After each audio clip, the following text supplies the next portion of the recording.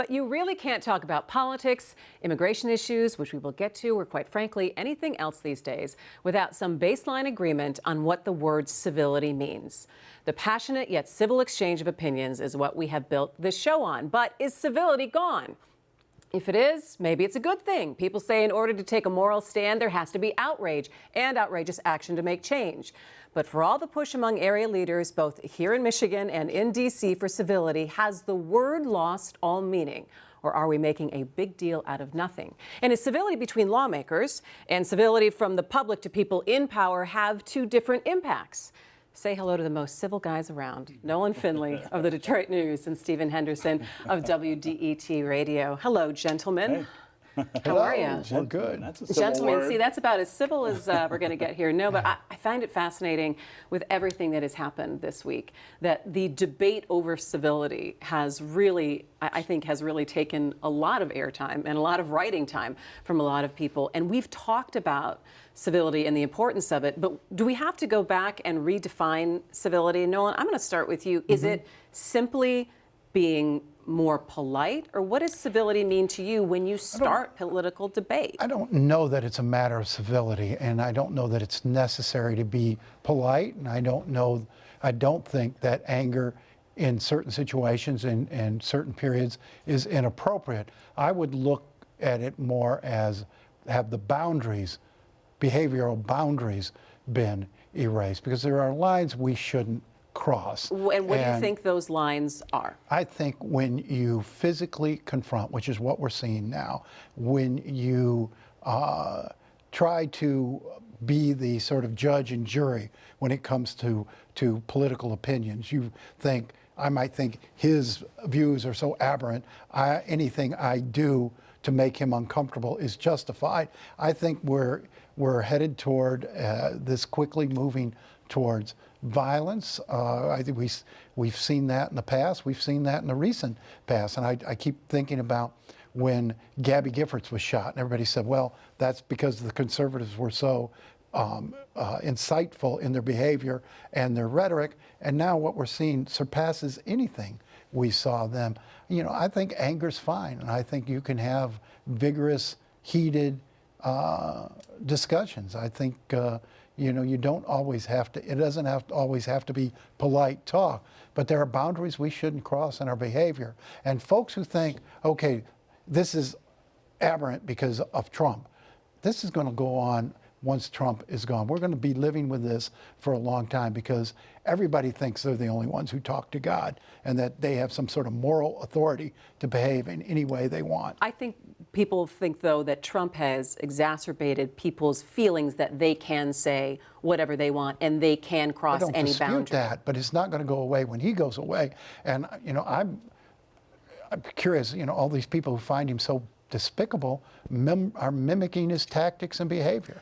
Maybe part of that, Stephen, is because when you sit back and say, well, the nice guys will win out, and if I'm just patient or if I'm just quiet in the way that I present my argument, when we've seen that people would say, this is what people are saying, that the bullies get their way, that Kim Jong-un, he now has a seat at the table and he's acted like a bully, or Putin's acted like a bully, and he's now gotten credibility and a seat at the table, and people would almost describe Donald Trump in that way as well. Sure. I mean, so this whole narrative comes out of the attempts by people with power to make sure that people without it don't challenge that power. And so the idea of you should be civil, but we're going to let cops kill unarmed black men. We're going to let white men march at the University of Virginia and have a torch march where they talk about taking back the land.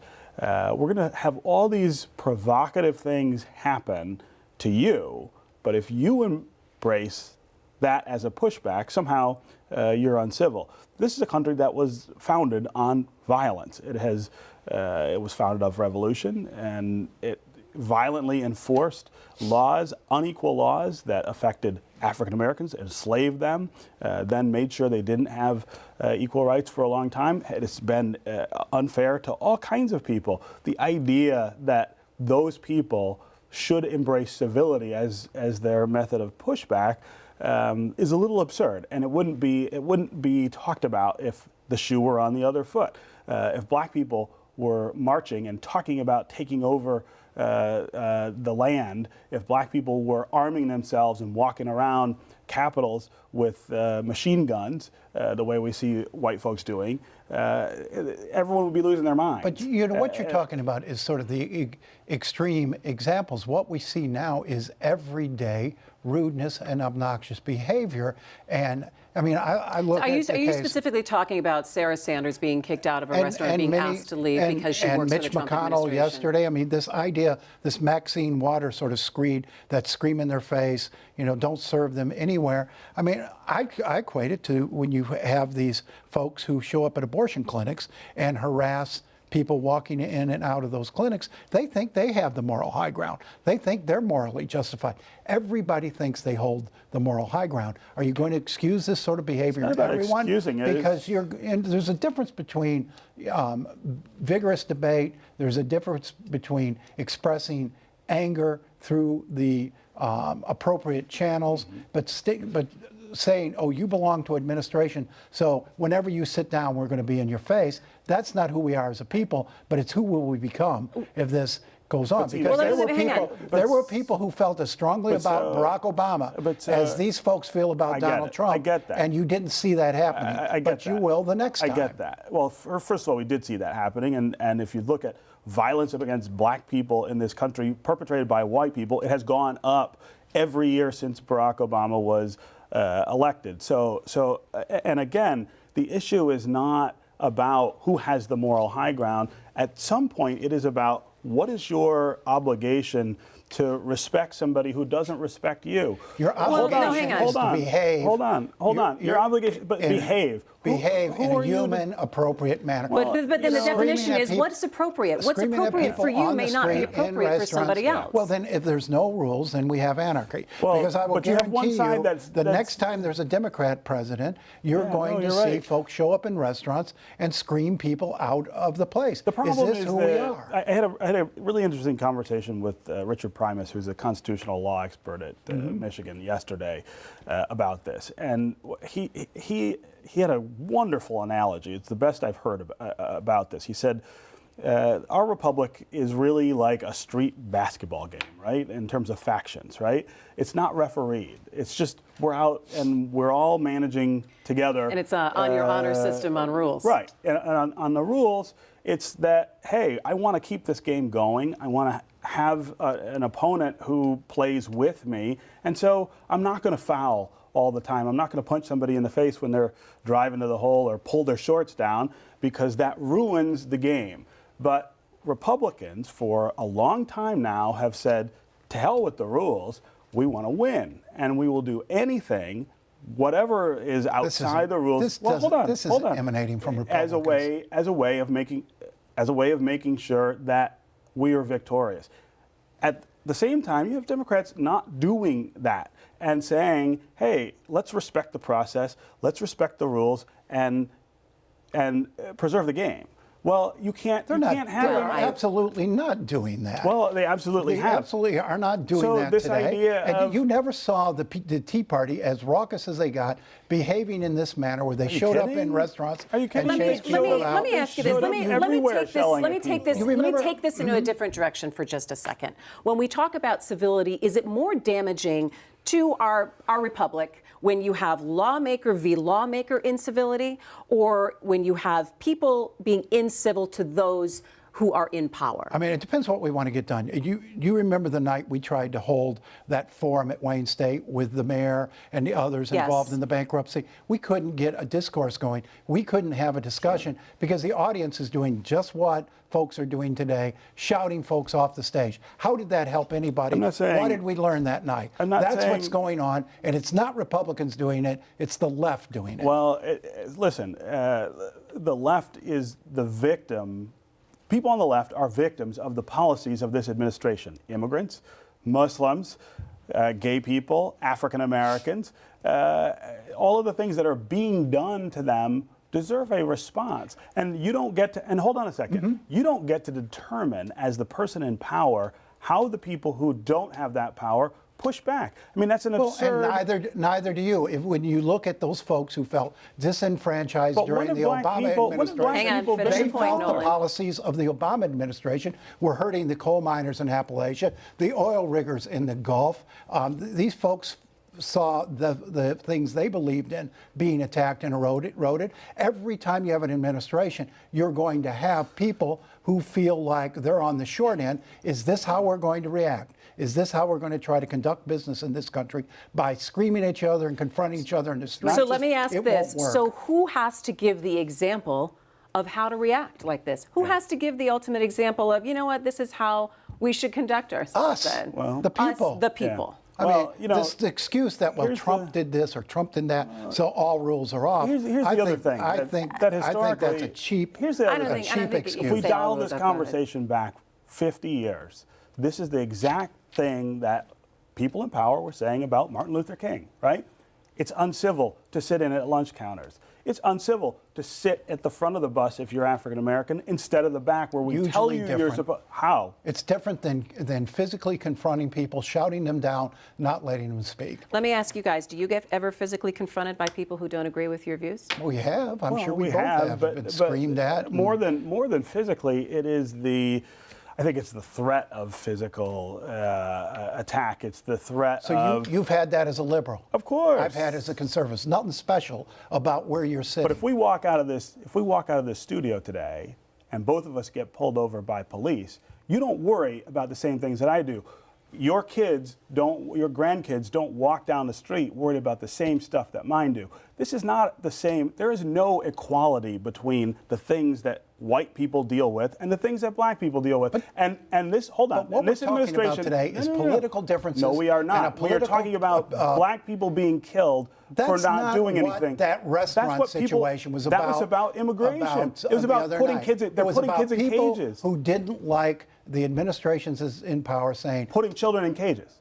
that's not what that restaurant conversation Sure was. it was. And It was about the Trump administration's stance on and where were those people? LGBTQ. Where were those people when Barack Same Obama thing. put people in cages and children in cages? It was okay then. It's Listen. not okay All right, I'm going to now. ratchet this back It's for a second. I'm going to situational. ratchet this back for a second and ask both of you, because now we're in a period of time where we have another Supreme Court justice who is retiring. And we are at this point where, okay, are Democrats going to do what Republicans did in terms of delaying any kind of... Well, they can't. They don't have I mean, the they They have don't no have the power to do it. And Thanks to again, Harry Reid.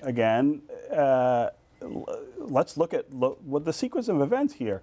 The reason that Neil Gorsuch is on the Supreme Court is because Mitch McConnell decided, let's make up a rule. Let's make up a rule that we don't Just even hold out a of hearing. thin air. We'd never done that before. It hadn't been done before. Harry Reid busted That's filibuster rule when it came to court employees. That wasn't about the filibuster. Hold on. Mitch That wasn't McConnell about- extended it, and he told Harry No. Reid, when Harry That Reid wasn't did about what the he fil- did, you'll regret this Nolan, one that day. was not about the filibuster. That was about giving a hearing to Supreme Court justices in an election year. That is a made-up rule. It's never happened in the history of this country. Harry Reid established the precedent, and everybody. Harry Reid had nothing to do with it. Everybody Hang on, stood Nolan. up and said, No. if you're going to eliminate the You eliminate the filibuster. That's rule the different for issue. lower court issues, it'll eventually go to the That's a Supreme different Court. Hang on. issue. And it did. Make your point. My point is that, again, back to the basketball game.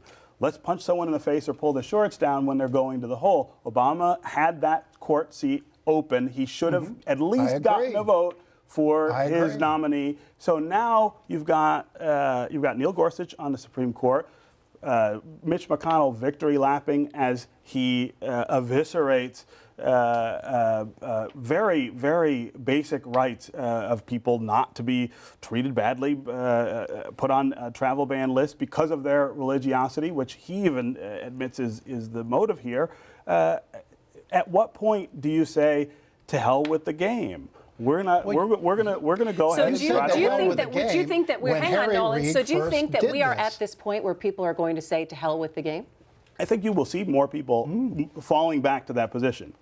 what That's not. I happens. mean, and that's a thing that we've seen in this country many times. Sometimes I think we maybe just got to go through this every so often, get all the bad feelings and the anger out. But the cost of that is going to visit on both sides. And right now, it's only visiting on one side. Oh, that's not true. White folks are not sitting not around true. worried about this stuff. It's not, your lives are it not is disrupted not- this way. it's Well, not I wouldn't true. say all. I You- wouldn't say all white folks. Absolutely. I think No, that there is this is what concern on happens all when you sides. forego listen. regular order and governing, throw out the rules and the processes, and that started with Harry Reid in terms of the courts. Did not start with It- Harry it- Reid. It started with Harry Reid. Republicans have been playing this game for 40 Started years. with Harry Reid. Stop and it. All right, hang on. Now, you know what? We're not. When you bypass constitutional processes, They have and- bypassed that process Exactly. over and over. Republicans Exactly. have. And they Democrats. didn't. And Democrats. So the idea that it started with Harry Reid is a lie. It's not even an absurdity. It's just a It's lie, not true, Nolan. Steve. He didn't You- start this. He when, was in reacting to terms what of the Republicans court did to Clinton. appointees, in terms of court Come on. appointees, he changed the rule. He did. All right. That's So a you know what? He I'm going changed the rule in response to to what stop this Republicans here. had I'm going to done. stop And this that's here. why then I'm Mitch going to McConnell stop won. this here. And that's what you I'm get going when to you stop throw this, out the and I'm going to rules. turn your mic off if I have to, because it's one of those things. Go ahead, Sid Nolan. Because it's one of those things that I think that we are an example of what's happening around the country right now. Yeah, no, and we people are are able to tired. have civil conversation here every single darn week And we are not be in today. agreement. And we are today, but I'm telling you, But civil the doesn't passions. mean But civil doesn't mean dispassionate, passive, and it doesn't mean mean that passive. you just sit back and That's say right. No. it's okay. And That at it some is point- good that there is at healthy some point spirited you have- debate on you it. have a right as a human being on this earth to stand up and say, these are my most basic rights, and you are violating them, and I will So, do let me ask you anything this. So- I so can hang on, to have the stop right to that. violate other people's rights. No, you don't. Hang In on. So let me response- ask And this. that- no. Let me See, ask that's the question. long Let me ask established. the That's how question. power If I have stays to in turn power. this desk around, I will. Let me ask this question. So does this make our democracy stronger by having? Hang on. By having the passion and the laser focus on what's happening in Washington and with our lawmakers? No, because we're trashing the rules, and we are instead of discoursing, we're confronting. You don't think your people feel rights more end where mine invested? stop. You don't think people feel more invested in what's happening around them and the rules that people are making with them or without them? I see us coming apart. Okay. Last word on this. Well, I mean, I think we will come apart if we can't get those in power to recognize that things are changing. This is a country whose population is changing, and the power dynamic needs to change along with it. If that doesn't happen through peaceful means, it will happen in the streets.